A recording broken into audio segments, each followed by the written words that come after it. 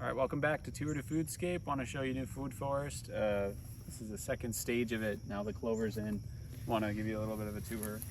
Again, the plants are starting to come in. It's early, kind of mid-August, so you have some of the blazing star coming in through here. Before some of the black-eyed Susans are coming out. This is a really neat project. Talked about this before in a different video, but it's like really a big, expansive mini orchard slash mini vineyard up at the top.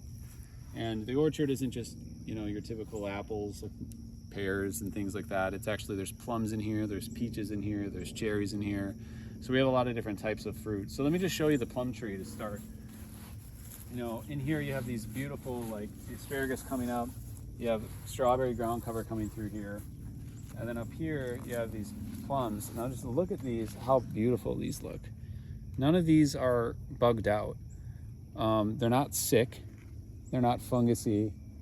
And the reason is because of what we're doing here. I keep talking about this in a lot of videos if you follow us, but the plants that we're bringing in here really help with the ecosystem and balance everything out. So you don't have to spray. There's no toxic chemicals, there's no herbicides, there's no pesticides. It's all just through natural means.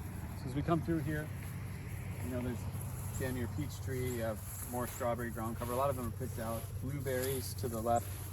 You have your apples over here. And then as we come up here, you know, you start to kind of come up this grade, and then you have this beautiful kind of living fence that's going to be all of these grapes. It's a baby foodscape still. Clover's just in, but it's really starting to take off. So if you keep coming with me, you know, we mixed in a lot of the beautiful wildflowers. We've drawn a lot of monarchs. Just saw a couple in here with, of course, edible plants like your horseradish. You know, this is bergamot. Next year, this is going to be a huge flower. You got, of course, walking onions, you know, ones that reseed. We love those because they just keep giving back year over year. Plants like sorrel, which you can cook with, a nice kind of leafy green along with lovage. You have your pear trees up here. Tons of lovage, kind of like in a lovage, or not a lovage, a rhubarb patch right here. You can see, yeah, through just looking through the trees here, you have your hyssops and you have some fennel over in the far corner. You got raspberries growing against the fence. And so some of the colors have come in this year, but I think next year the colors are just going to really explode.